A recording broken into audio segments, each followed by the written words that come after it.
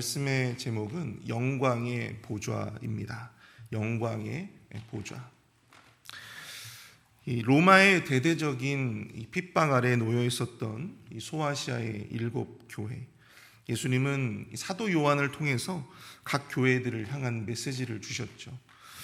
어떻게 환난과 핍박의 시대 속에서 교회가 빛을 잃지 아니하고 온전히 교회의 모습으로 교회의 영광을 온전히 유지하며 그 교회가 나아가야 하는가.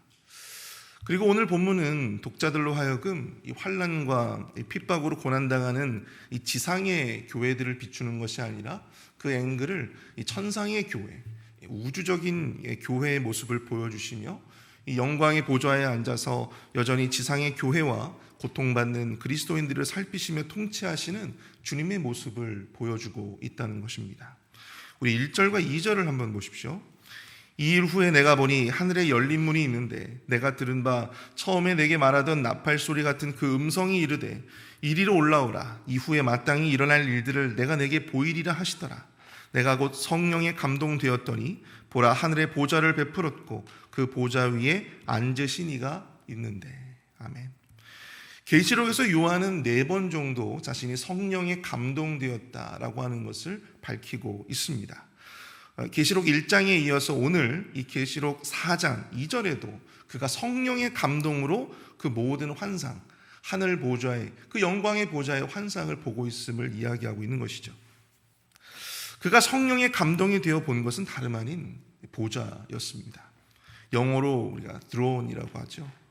얼마 전까지 미국 전역에서 인기리에 방영되었던 드라마 왕자의 게임이라고 하는 그러한 그 드라마를 여러분들 보신 분들이 계실 겁니다. 거기에서도 잘 드러나고 있듯이 보좌라고 하는 것은 권위를, 그 누구도 넘볼 수 없는 강력한 권위를 상징합니다. 그 보좌에 앉아 계시는 예수 그리스도, 그 보좌에 앉아 계시는 예수 그리스도는 영과 속, 천상과 지상 모두를 다스리시는 절대적인 권위를 가지신 이라고 하는 사실을 이 환상을 통해서 많은 그리스도인들에게 보여주고 있는 것이죠. 당시 세상에 이 보좌에 앉을 수 있는 이는 이 로마 황제뿐이었습니다. 황제는 보좌에 앉아 세상을 호령하고 자신을 마치 신처럼 그렇게 추앙하고 또 숭배하도록 하였죠. 그러나 그것은 껍데기일 뿐, 진정한 보좌의 주인은 오직 로마 황제와는 비교할 수 없는 영광으로 보좌에 앉아 계시는 예수 그리스도 한 분뿐임을 오늘 본문은 말씀하고 있는 것입니다. 오늘 새벽에는 특별히 이 본문에 묘사되고 있는 영광의 보좌를 살펴보고 그 보좌의 환상을 이 사도 요한을 통해서 보여주신 이유가 과연 무엇일까? 오늘날 교회와 그리고 모든 그리스도인들에게 말씀하시고자 하는 것이 무엇인지 오늘 본문에 드러난 세밀한 주님의 음성을 함께 따라가 보고자 합니다. 영광의 보좌를 보여주신 이유, 그 첫 번째는요, 바로 영광의 보좌를 통해서 언약 안에 있는 모든 그리스도인들이 위로를 받게 하기 위함이라고 하는 사실입니다. 언약 안에 있는 모든 그리스도인들이 위로를 받게 하기 위함이다. 우리 3절을 보십시오. 앉으신 이의 모양이 벽옥과 홍보석 같고 또 무지개가 있어 보좌에 둘렀는데 그 모양이 녹보석 같더라. 오늘 보면 3절부터 6절까지의 내용들을 쭉 보시면요, 보좌에 앉으신 이의 모습과 그 보좌 주변의 모습들을 묘사하고 있음을 보게 됩니다. 여기 보좌에 앉으신 이의 모양이 무엇과 같다고 했냐면 벽옥과 홍보석 같고 또 무지개가 있어 보좌를 둘렀는데 그 모양이 녹보석 같았다. 그렇게 이야기하고 있어요. 벽옥이라고 하는 것은요, 특별히 이 푸른 빛을 띠는 아주 고운 그런 옥을 상징합니다. 그리고 이 홍보석은요, 홍옥, 루비, 여러분들 루비라고 들어보셨죠? 루비를 의미하고 있어요. 이게 사실 학자들마다 이 보석들 하나하나의 어떤 의미를 담고 있음을 이야기하는 학자들도 있습니다. 그러나 이 보석들은 사실 구약의 대제사장이 입고 있었던 그 의복에 바로 이 앞에 흉패라고 하는 것을 달고 있었는데요, 바로 그때 흉패에 부착되었던 그러한 보석들 중에 하나라고 하는 사실입니다. 뿐만 아니라 이 녹보석이라고 하는 것은 에메랄드죠. 이 에메랄드는 또한 대제사장의 흉패에 부착되었던 보석 중에 하나입니다. 그것은 바로 무엇을 상징하고 있냐면 바로 그 보좌에 앉으신 이가 영원한 대제사장, 바로 예수 그리스도라고 하는 사실을 내포하고 있는 것이죠. 영원한 대제사장으로서 그리스도인들을 죄로부터 보호하고 또 변호하고 중보하는 예수 그리스도의 사역을 의미하고 있는 것입니다. 근데 여기서 눈에 띄는 것이 바로 이 무지개예요. 무지개. 여러분, 무지개 하면 생각나는 것이 있죠. 무지개 하면 생각나는 것이 바로 노아의 홍수입니다. 노아의 홍수. 창세기 9장에 언급된 이 노아의 홍수 사건 이후에 하나님께서는요, 제단을 쌓고 하나님 앞에 제사를 드리는 이 노아와 그 가족들에게 무지개를 보여주셨어요. 그리고 무지개를 보여주시면서 내가 절대 뭐라고 말씀하시냐면 다시는 물이 모든 육체를 멸하는 홍수가 있지 않을 것이다 라고 하는 것을 말씀해 주셨습니다. 쉽게 말하면 더 이상 이 비와 또한 너희들을 심판했던 이 물의 심판을 더 이상 너희들에게 하지 않겠다 라고 하는 것을 말씀해 주시는 거예요. 다시 말해서 이 무지개라고 하는 것은 아무리 비가 오고 아무리 폭풍우가 몰아치더라도 그것이 너희들을 해할 수 없을 것이다. 내가 너희들을 지킬 것이다. 이 무지개의 언약으로 그들의 마음 가운데 안심을 시켜주신 것이죠. 이것은 변치 않은 하나님의 언약을 상징하는 것입니다. 그래서 그 이후에는 아무리 비가 오고 아무리 폭풍우가 몰아쳐도 사람들은 하나님의 이 무지개의 언약을 기억하며 안심할 수가 있었던 것이죠. 근데 이 영광의 보좌에 바로 이 무지개가 걸려 있었다라고 하는 사실을, 또 그것을 의도적으로 사도 요한을 통해서 그 환상을 보여주신 이유는 과연 무엇이겠는가? 여전히 당신의 백성들을 지키시고 당신의 백성들을 이 폭풍과 같은 고난과 그 숱한 어려움 속에서도 여전히 그들을 지켜주시겠다라고 하는 사실, 바로 그 언약이 현재도 유효하다라고 하는 사실을, 결단코 바뀌지 않을 것이다라고 하는 사실을 보여주고 있는 것입니다. 로마의 대대적인 이 핍박의 폭풍우를 견디고 있었던 지상의 교회들, 그리고 수많은 그리스도인들이 그 영광의 보좌 앞에 드리워진 그 무지개를 바라보며 그들로 하여금 위로를 경험할 수 있게 되어지기를 바라셨던 것이죠. 비록 지금은 환난과 핍박의 폭풍우를 맞고 있지만 이것이 끝이 아니라 그것으로 말미암아 우리가 결코 해함을 입지 않게 될 것이다라고 하는 사실, 여전히 하나님의 구원하심이 있을 것이다라고 하는 사실을 바로 이 무지개 언약을 통해서 그들이 기억하기를 바라셨던 것입니다. 사랑하는 성도 여러분, 하나님의 지상의 교회를 넘어 이 우주적인 교회를 환상을 통해서 요한에게 보여주신 이유, 그것은 바로 그들을 위로하시기 위함이었습니다. 그들에게 세상에서는 결단코 볼 수 없는 소망을 깨닫게 해주시기 위함이었습니다. 당시 교회는 지금 우리가 상상할 수 없는 이 잔인한 핍박이 매일같이 반복되어지고 있었던 그러한 시대였어요. 소망이 없는 하루하루가 계속 되어지고 있었습니다. 절망의 하루하루가 계속 되어지고 있었던 시대였습니다. 모르긴 몰라도 숱한 변절자들이 생겨났을 것입니다. 자신의 목숨과 가족의 목숨을 지키고자 주님을 버리고 개종하는 자들도 생겨났을 것입니다. 황제에게 머리를 숙이고 황제를 숭배하는 사람들도 생겨났을 것입니다. 여러분들이 바로 그 당시에 그리스도인들이었다면 어떠하셨을까요? 정말 천국이 있기는 한 걸까? 정말 오래전에 하늘로 올라가신 예수님이 여전히 살아계시기는 한 걸까? 이 숱한 의심과 회의와 또한 낙심의 하루하루가 아니었을까 생각을 해봅니다. 그런 그들에게 바로 이 영광의 보좌의 환상은 진정한 위로와 또한 소망이 되었을 것이다라고 하는 사실이죠. 정말 천국이 있구나. 정말 우리 주님이 여전히 보좌에서 이 지상을 또한 이 모든 세계를 통치하시고 계시구나. 그곳이 정말 우리가 가야 할 곳이구나. 교회의 처절한 핍박의 현장만을 바라보고 있었을 그들에게 주님을 말씀하시는 거예요. 영광의 보좌를 바라보라. 눈을 들어 영광의 보좌를 바라보라. 영광의 보좌야말로 그들에게 진정한 위로였고 진정으로 그들에게 그 고난을 견딜 수 있는 소망이 되었다라고 하는 사실입니다. 사역을 하면서, 목회를 하면서 정말 이 목회 현장이 참 쉽지 않다라고 하는 사실들을 깨달을 때가 많이 있어요. 저도 여러 교회를 사역을 해보았지만 이 목회의 영광을 경험하는 어떤 그 하루하루 그 순간순간에는 정말 이 목회가 하고 싶어서 미칠 지경입니다.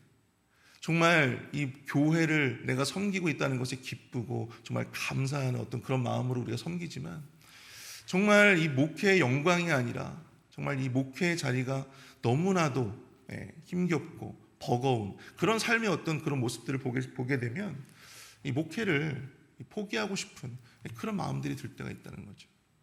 근데 그때마다 주님께서 목회의 영광을 경험하게 하시고 목회의 영광을 우리로 하여금 느끼게 해주시는 거예요. 그래서 하루하루 이런 목회 현장 속에서 우리가 사역을 계속 이어가고 있음을 저도 느꼈습니다. 사랑하는 성도 여러분, 우리가 당하는 고난이 당시 그리스도인들과는 비교할 수는 없겠지만 여전히 하루하루 여러 가지 어려움 속에서 신앙의 끈을 그럼에도 불구하고 붙들고 계시는 그러한 많은 분들이 있을 것입니다. 여러분들에게 이 영광의 보좌와 영광의 보좌에 드리워진 이 무지개가 여러분들에게 큰 위로와 소망이 될 수 있기를 축복합니다. 영원히 이 폭풍으로부터 너희들을 지켜줄 것이다. 너희들이 그곳으로 말미암아 멸망하지 않을 거야. 이 어려움에 절대 너를 건드릴 수 없을 것이다. 우리 주님은 지금도 그 언약을 신실하게 기억하고 계시고 여전히 지금도 그 신실하게 그 언약을 지키고 계심을 여러분들이 기억하실 수 있기를 축복합니다. 아무리 태산과 같은 고난이 온다 할지라도 주님은 여전히 주님의 자녀들을 지키시고 또한 함께해 주실 것입니다. 여전히 주님은 하늘에서 이 지상의 교회들을 주관해 주실 줄 믿습니다. 우리의 삶이 힘들고 어려워도 여전히 우리의 삶을 꽉 붙들고 계시는 영광의 보좌를 바라보며 그 모든 어려움들을 견뎌내시는 저와 여러분들이 되실 수 있기를 축복합니다. 영광의 보좌를 보여주신 이유 두 번째는요, 진정으로 두려워해야 할 권세가 무엇인가 라고 하는 것을 깨닫게 하시기 위함이다 라고 하는 것입니다. 진정으로 두려워해야 할 권세가 무엇인가. 오늘 본문을 보면 영광의 보좌 주변으로 주님 앞에 찬송하며 경배하는 존재들이 등장합니다. 바로 네 생명들과 네 생물들과 24장로들의 모습이죠. 우리 7절을 보십시오. 그 첫째 생물은 사자 같고 그 둘째 생물은 송아지 같고 그 셋째 생물은 얼굴이 사람 같고 그 넷째 생물은 날아가는 독수리 같은데. 자, 여기서 네 생물, 하나는 사자 같고 하나는 송아지 같고 하나는 독수리 같고 하나는 사람 같다라고 합니다.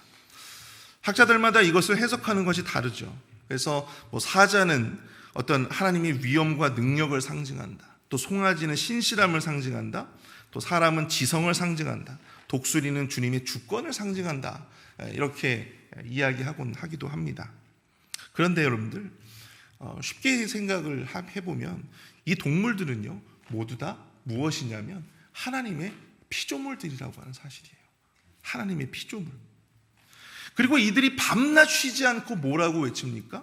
거룩하다, 거룩하다, 거룩하다. 주 하나님 곧 전능하시니요. 전에도 계셨고 이제도 계시고 장차 오실 이시라. 이렇게 밤새도록 밤낮으로 이렇게 보좌에 앉으신 이를 찬양하고 경배하는 것입니다. 자, 이것은 무엇을 우리에게 이야기해주고 있느냐면 바로 주님의 피조물들의 어떤 관계에 대한 이야기를 해주고 있는 거예요. 주의 피조물과 주님의 관계를 드러내주고 있는데 주의 피조물들은 모두 주님을 찬양하고 경배해야 하는 존재이다 라고 하는 것을 우리로 하여금 깨닫게 해주고 있는 것입니다. 10절을 보십시오. 24장로들이 보좌에 앉으신 이 앞에 엎드려 세세토록 살아계신 이에게 경배하고 자신의 관을 보좌 앞에 드리며 이르되. 자, 영광의 보좌 주변에는 네 생물만 있었던 것이 아닙니다. 주님의 이 보좌 주변으로 24개의 보좌가 있었고요. 그 보좌에 흰옷을 입은 24장로들이 또한 주님을 경배하였어요. 그런데 주님을 경배할 때 어떻게 경배를 하고 있느냐면 자신이 머리에 쓰고 있었던 금관을 주님께 내려놓고 주님 앞에 드렸다라고 하는 사실입니다. 관이라고 하는 것, 금관이라고 하는 것이 무엇을 상징합니까? 그것도 드론과 마찬가지로, 보좌와 마찬가지로 권위를 상징하잖아요. 주님 앞에 경배하며 그 권위의 상징, 자신이 가지고 있었던 그 권위의 상징이었던 금관을 주님 앞에 내려놓아 주님 앞에 드렸다라고 하는 사실. 이것은 무엇을 말해주고 있는가? 11절을 보십시오.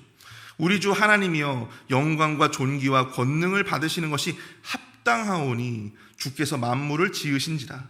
만물이 주의 뜻대로 있었고 또 지으심을 받았나이다 하더라. 24장로들이 지금 자신이 쓰고 있던 금관을 주님 앞에 드리며 주 하나님이 영광과 존귀와 권능을 받으시는 것이 합당하다, 그렇게 고백하고 경배하고 있다는 것입니다. 합당하다. 그리고 그 경배의 근거로서 그들은 주께서 만물을 지으셨기 때문이다 라고 하는 것을 밝히고 있다는 것입니다. 세상 만물을 지으신 바로 이 보좌에 앉으신 예수 그리스도야말로 진정한 경배를 받으시기에 합당한 자, 합당하다라고 하는 것을 이야기하고 있는 것입니다. 여기서 이 합당하다라고 하는 이 말은요, 당시 로마의 황제가 사람들이 있는 그 군중 앞에서 행렬을 할 때 로마 황제의 입장을 알리기 위해서 사용되어졌던 그러한 문구입니다. 로마 황제는 자신을 지칭할 때 오늘 이 말씀에서 이야기하고 있는 것처럼 우리의 주와 하나님이라고 하는 그런 호칭을 붙이게 했다고 합니다. 그러나 오늘 이 영광의 보좌의 환상이 우리에게 보여주는 것은요, 그러한 황제의 막강한 권위도, 그 모든 황제의 권세도 결국은 주 앞에 자신이 쓰고 있는 그 모든 금관을 주님 앞에 엎드려 그것을 드려야 하는 존재라고 하는 사실을 우리에게 나타내주고 있는 것입니다. 모든 세상의 권위와 영광은 오직 하나님으로부터 위임된 것이다라고 하는 것이죠. 오직 여호와 하나님 앞에 속해 있는 것이다라고 하는 사실을 바로 24장로들이 자신의 금관을 주님 앞에 내려드리며 그렇게 경배하고 있는 것을 통해서 우리는 깨닫게 되는 것입니다. 사도 요한이 목격한 이 엄청난 광경은요, 당시 환난과 핍박 속에서 이 서슬퍼런 로마 황제의 권세 앞에서 벌벌벌벌 떨고 있었던, 두려워하고 있었던 많은 그리스도인들에게 참된 영광과 참된 권세가, 진정으로 이 그리스도인들이 두려워해야 할 그 권세가 과연 무엇인가, 누구인가 라고 하는 것을 이야기해 주고 있는 거예요. 진정으로 두려워해야 할 분은 오직 영광의 보좌 안에 계시는, 여전히 우리 세상을 통치하고 계시는 오직 주님밖에 없음을 이야기해 주고 있는 것이죠. 집에서 제가 아이들을 키워보면 가르쳐 주지 않아도 아이들은요, 본능적으로 누가 더 힘이 센지를 아는 것 같습니다. 부모가 옆에 있으면 아무리 작은 둘째 아이도 형한테 막 이겨먹으려고 그래요. 둘째가 형보다 이 덩치도 작고 그럼에도 불구하고 형을 이겨먹으려고 그래요. 부모가 옆에 있으면, 자신을 지켜줄 수 있는 더 힘이 센 존재가 옆에 있으면 형을 막 이겨먹으려고 하는 거예요. 자신을 지켜줄 존재가 있다면 누가 더 내가 두려워해야 할 존재인가, 누가 더 큰 힘을 가지고 있는 존재인가를 이 어린 아이들도 알고 있어요.